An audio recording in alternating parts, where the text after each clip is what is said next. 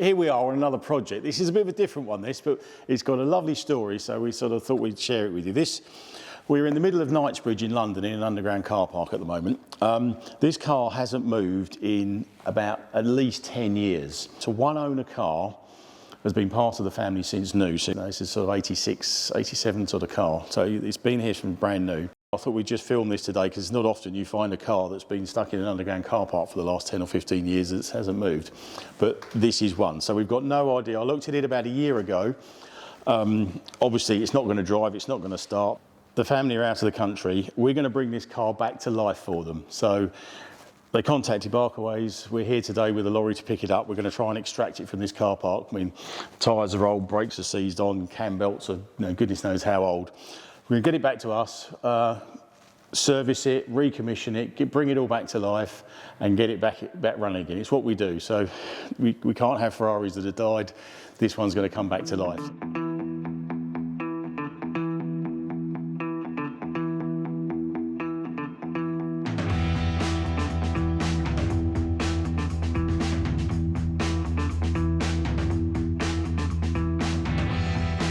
This is a real barn find thing. This is the first time this thing has seen sunlight for years, I would suggest. We're not even going to try and start it. As you can see, we're just towing it out with the truck.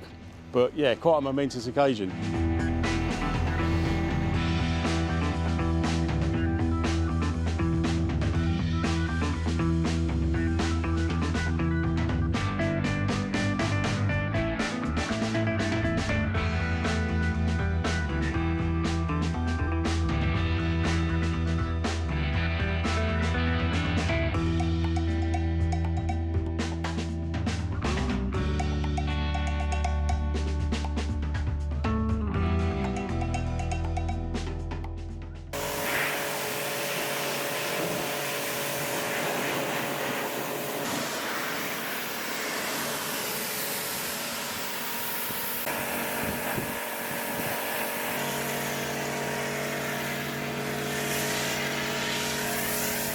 Okay, so what we've done once we got it up in the air, I've taken off all the under tray so we can see sort of what's going on underneath the car, taken the wheels off, taken the inner wheel arch panels off so we can have access to some components to see what sort of condition they're in.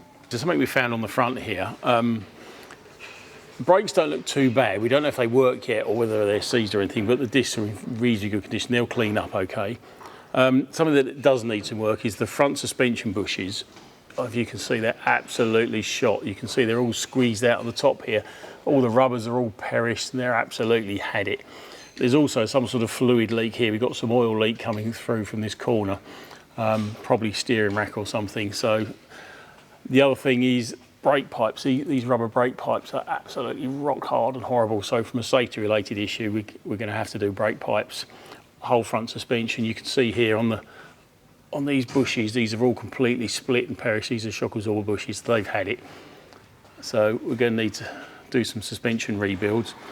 It's the same on the other side. The bushes are absolutely hanging, they're completely split.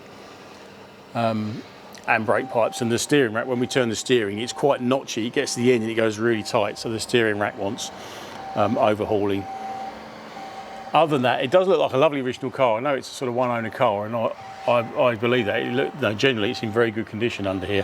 Where this car's been standing for so long, these hoses are quite hard. This is all coolant, so all this stuff here is all water. Last thing you want to do is be sitting on a hot day in the hot sun and one of these hoses bursts.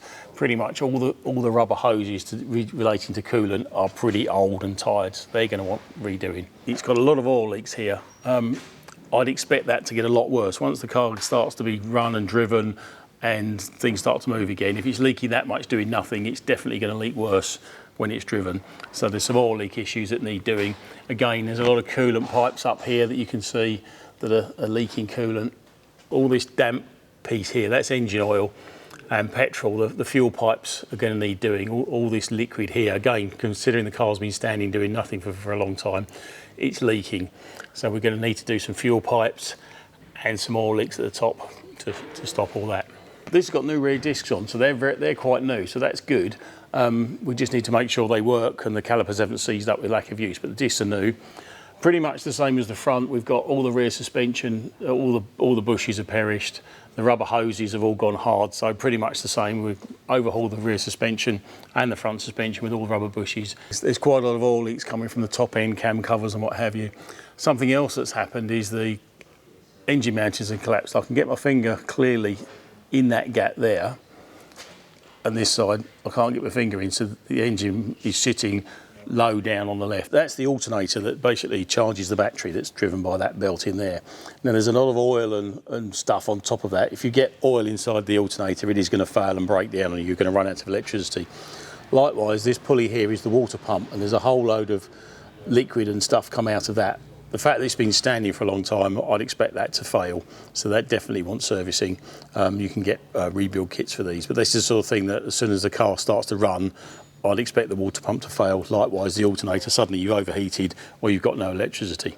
Looking up under here, generally the car's in lovely condition. You can see all that in there is lovely and original. There's no sign of accident, damage or anything up here. That looks really good. No, that's absolutely fine. It's just, again, all the rubber pipes and stuff that have gone. Quite a lot going on since we last spoke. What we've done,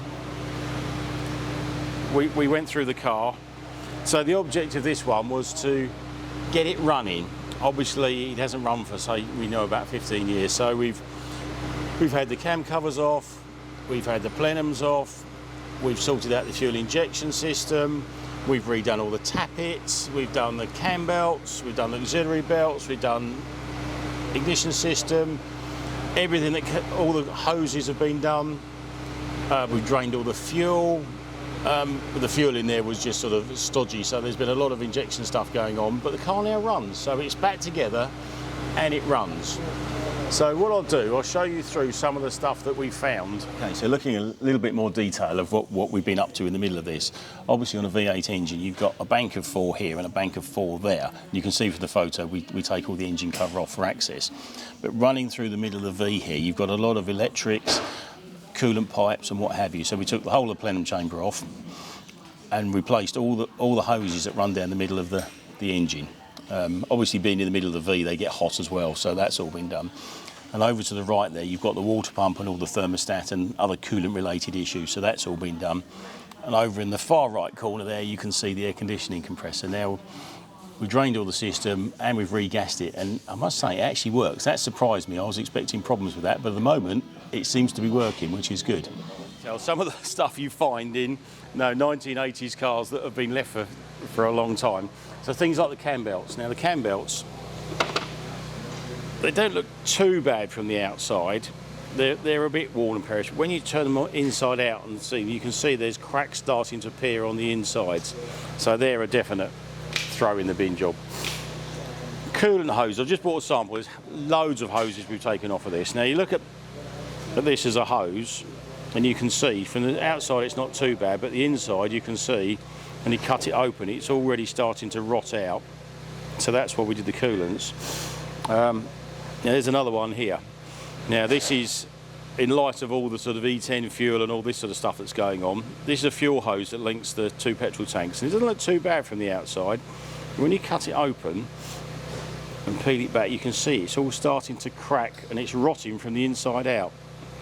It's all going on the inside. So when those cracks get through to the outside, that's when you get your fuel leaks. So this is what we're up against on older cars. There's a breather pipe here, and you can see if we knock it, I'll take those out. There's all this, you can see all that gunge coming out. So again, the pipe doesn't look too bad from the outside, but clearly all this stuff is either going to go around the water system, the oil system. This is a water pipe, so you can see it's all cracked. So really everything rubber and everything hose related has gone in this car.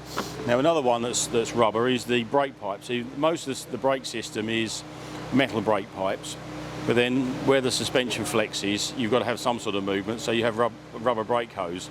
Now the fact that this is so hard, it retains its shape is no good.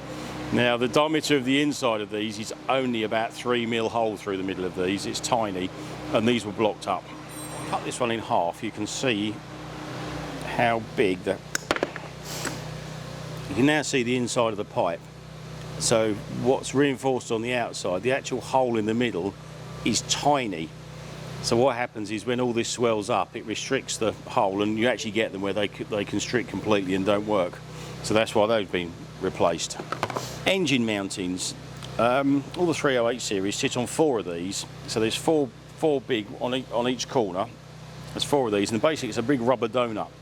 And what happens is the rubber donut inside gets old and collapses, and the engine sits not straight. You look at it against the chassis and it's all leaning over, and that's what this was. So he's had 4 new big donut engine mountings. Fuel injection system. Now these are the Bosch system. It's a low pressure fuel injection system fed through a metering head and comes out to these low pressure injectors. Now we were anticipating problems with these, so we took these out, we put them in the ultrasonic cleaner, we blew them through, and what you want is a nice sort of cone spray coming out the end of this, as opposed to a sort of water pistol sort of jet. So we did ultrasonic clean them all, blew them all through. When we put them on the car, when it first started up, it had a misfire, and when we went through and checked all the injectors, 3 of these still weren't working. They were literally, you could hold them up and pressure test them, and there was barely anything coming out. So we put a whole new set of injectors in it. So even with ultrasonic cleaning and blowing through, they still weren't working. This one, as soon as we fired the system up, fuel started leaking out of this hole here. Now this doesn't have a pipe on, this is a vent hole, and there shouldn't be fuel coming out of this, and you can still see the old fuel. This is called the accumulator. What this does, it's a spring and a diaphragm inside here. So the fuel pump pressurizes the system, then it goes through. So when the fuel pump runs, it pressurizes the system, deflects a spring and a plunger in here. So when the fuel pump stops, there's a valve in it to stop it returning, but the spring and the plunger keep fuel pressure in the system.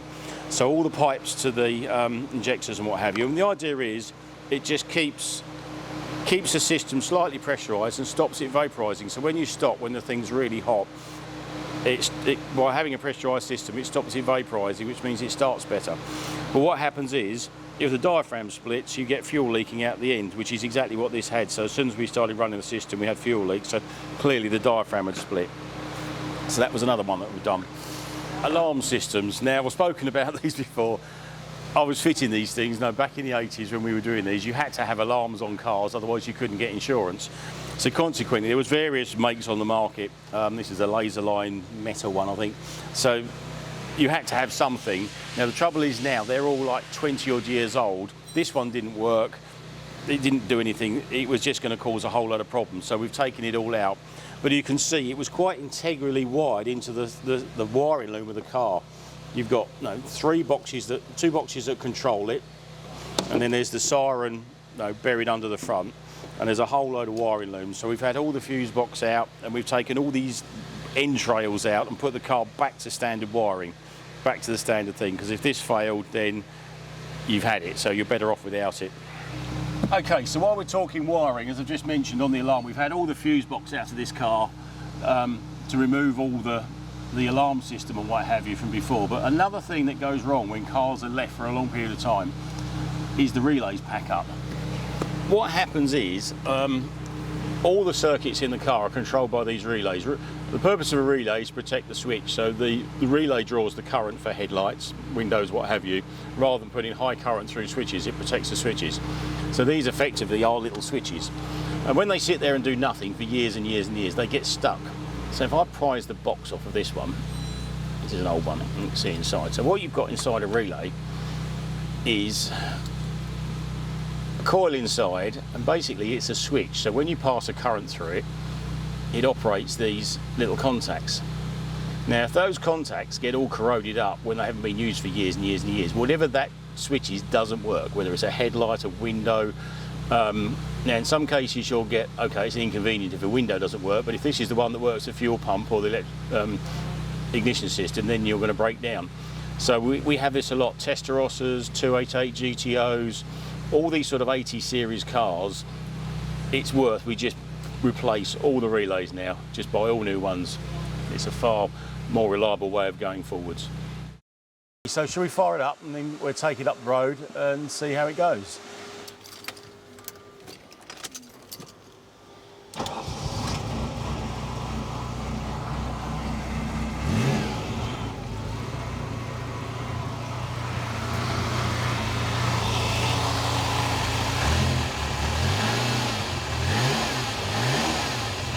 sound too bad, seeing as it's been standing for about 15 years.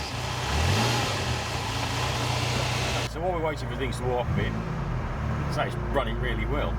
One of the things we found on this car was that one of the ears had broken on the gear linkage. On you can see the gate down here. This one had broken completely off. And we weren't sure why, because I've never seen one broken like that in all the years I've been doing these. It just seemed a bit odd, so we weren't sure if there was something major wrong with the gearbox, that someone had broken it off to engage, because if these aren't set up perfectly, they don't match up there. So we weren't sure if it had a major fault with the gearbox or whether it had just broken off. So I guess we'll go and find out if it works. So all we want to do is, say it's the first time this car's been driven for years, so we're just going to get some oil around the gearbox, get things moving again just to make sure it's alright. So it's had some pretty major surgery on the fuel injection system, so just to get some fuel around that, just to start to get the gauges. None of these gauges have moved for years, they've all just sat in the same position, so I'm expecting that they're going to be playing around a bit. So just go through the heating system and see if we can get it all working again.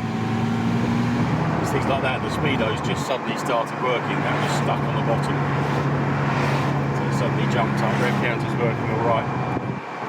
Just getting the whole thing moving again, just nice and gently.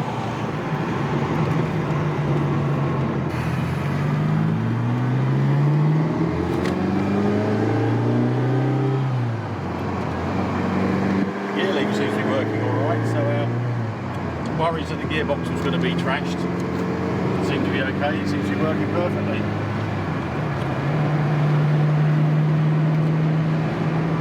Windows go up and down.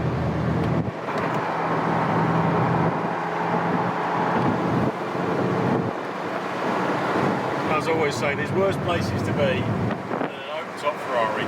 Fabulous.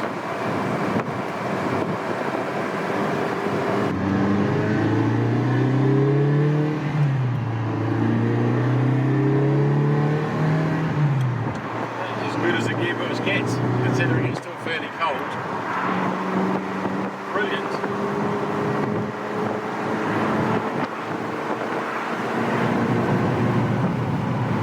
Speedo's now working alright, gauges are working, fuel's working, everything's starting to move. Should see the oil temperature start to come up in a while. Lovely cold air coming out of the air conditioning.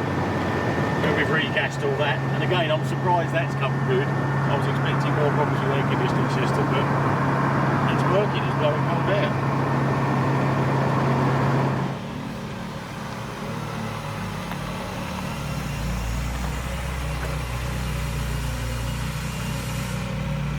Something I always enjoy about the cars that we get involved with is the stories behind them, and this one's had a particularly nice story. It's gone from a car that very sadly the owner passed away, so it sat in the underground car park, as you saw, for many years, and it was whether the family were going to sell it or whether they were going to keep it. So then we've been dealing with the family and the son. He said, no, let's keep it, it's been Dad's car. So the family decided to keep it, and now we've refurbished it or recommissioned it, and it's back working again.